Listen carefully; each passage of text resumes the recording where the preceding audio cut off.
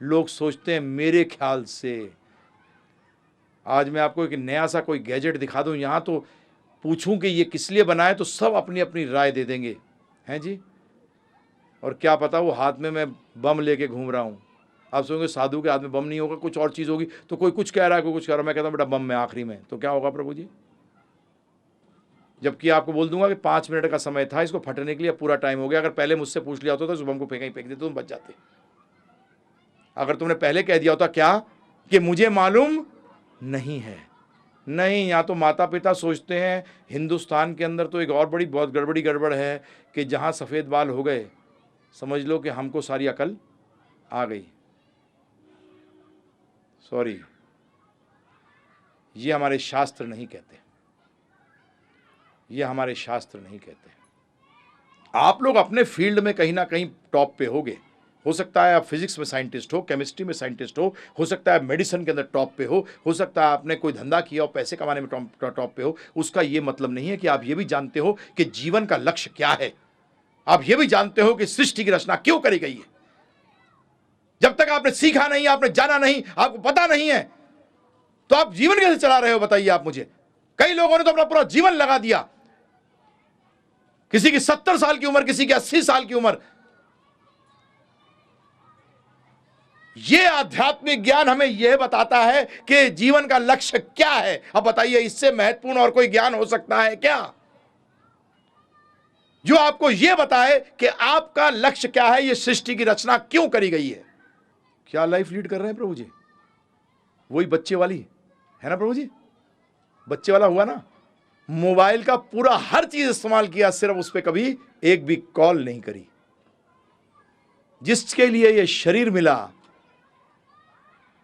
जिसके लिए कि उस सृष्टिकर्ता ने इसको रचा, उसके लिए समझने के लिए हमारे पास समय नहीं है, उस पे चलने के लिए हमारे पास समय नहीं है। इसी बात में मैं आपसे प्रश्न करता हूं, बच्चे को बचपन से बताना चाहिए कि आग डेंजरस है, कि बोलना चाहिए कि बुढ़ापे में जान लियो बेटा, अभी क्यों जानता है, कि सांप के पास मत जाया कर, सांप से दूर रहा कर।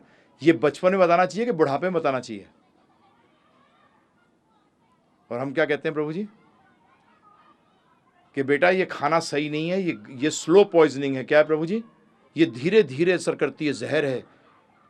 ये बचपन में बताना चाहिए कि बुढ़ापे में बताना चाहिए?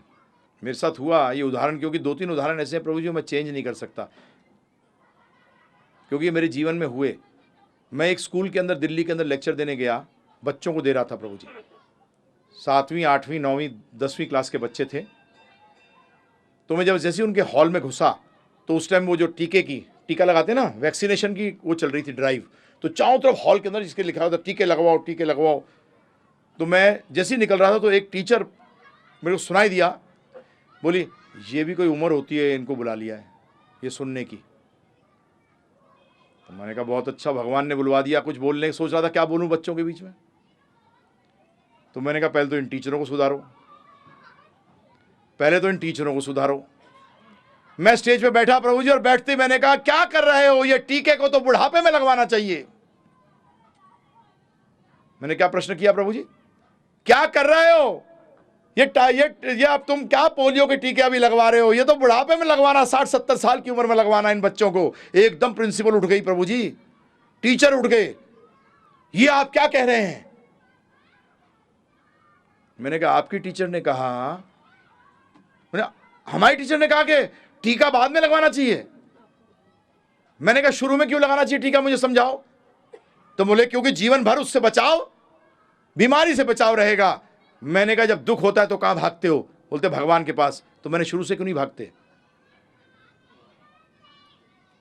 बेटा जब बीमारी हो जाती है फिर टीका काम नहीं करता। जब बीमारी हो जाती है ना, उसके बाद टीका काम नहीं करता है प्रभु जी, करता है उस टाइम। ध्यान रखिएगा, जब अंजर पंजर हिल जाते हैं, हाथ पैर टूटे हो, फिर डॉक्टर कहे जब रोज भागा कर 2 घंटे कम से कम। बोले पागल है क्या तू। बोले पहले बताया होता तो आज हाथ पैर नहीं टूटते। यह आध्यात्मिक ज्ञान अब सुन लीजिए। कई बार लोग सोचते हैं भक्ति करने वाले को दुख नहीं होता, एक्चुअली वो स्टेटमेंट दूसरा बोलते हैं, प्रभु जी आप भी तो भक्ति कर रहे हो, आपको भी तो दुख है। अब एक चीज समझ लीजिएगा, या समझा दूं आपको 1 मिनट के अंदर कि इसका मतलब क्या है। एक खड्डे वाली रोड, ध्यानपूर्वक सुनिएगा, खड्डे वाली रोड है, ऑटो में जाओगे तो पीठ की क्या हालत होगी, और जितनी देर दौड़ाओगे उतनी पीठ की और हालत अच्छी होगी, खराब होगी, खराब होगी, ठीक है। आप हर टाइम ऑटो पे जाते थे वहां से, अब आपके साथ में एक मित्र आपका खड़ा है और आप रोड के साथ में खड़े हो, उस दिन साइड में एक व्यक्ति मर्सिडीज में जाता है उस खड्डे वाली रोड पर, आप कहते हो अरे गया अंदर बैठे वाले के तो रीढ़ की हड्डी की हालत खराब हो गई, परंतु साथ वाला मर्सिडीज में बैठा हुआ इस रोड के ऊपर, वो क्या कहता है, बोलता है इसको पता भी नहीं लग रहा, क्योंकि सस्पेंशन इतनी बढ़िया होती है कि खड्डा पता नहीं लगता। अब बताइए, खड्डा बदल गया कि गाड़ी बदल गई? आध्यात्मिक ज्ञान लेने का मतलब है खड्डे खत्म नहीं होंगे परंतु गाड़ी बदल जाएगी। खड्डे खत्म नहीं होंगे, ये मत सोचना खड्डे खत्म हो जाएंगे। आप लोग एक बहुत बड़ी गलती करते हो, जब भी तो मंदिर आते हो क्या मांगते हो, खड्डे खत्म कर दो। भगवान कहते हैं खड्डे तूने बनाए हैं बेटा, मैंने नहीं बनाए।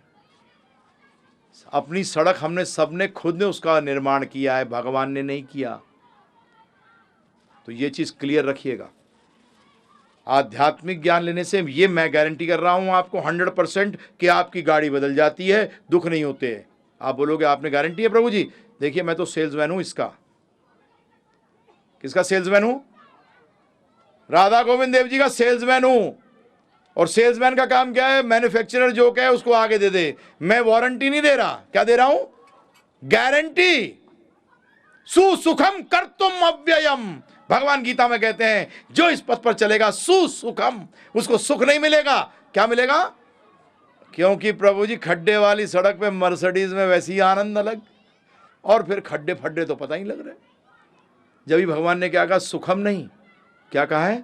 सुसुखम। और जो व्यक्ति कहे क्या भक्ति करते करते इतने दिन हो गए फिर भी दुखी हूं, उसका मतलब बेटा अभी तक तू मर्सिडीज में बैठा ही नहीं है। तू ऑटो को फालतू में मर्सिडीज समझ रहा है, अभी तक ऑटो में ही था, ऑटो में ही है। क्योंकि अगर भक्त है तो तेरे मुंह से कभी ये निकल ही नहीं सकता कि मैं दुखी हूं, क्योंकि वो गाड़ी, भगवान कह रहे हैं गीता के अंदर 9वें अध्याय के 2 श्लोक के अंदर, सुसुखम। क्या सुखम? सु का मतलब बहुत, सुखम, सुसुखम कर्तुम, जो करता है। हाँ ध्यान रखना, पाठ नहीं। ये बस 700 श्लोक के भगवत गीता के रोज पाठ करता हूं, पाठ करने की बात नहीं, कर्तुम, करना है। ज्ञानम विज्ञानम, ज्ञान को विज्ञान में लाना है। विज्ञान का मतलब जीवन में, और ये सारा आ सकता है। ज्ञानम विज्ञानम सहितम, भगवान साफ कह रहे हैं इस बात को।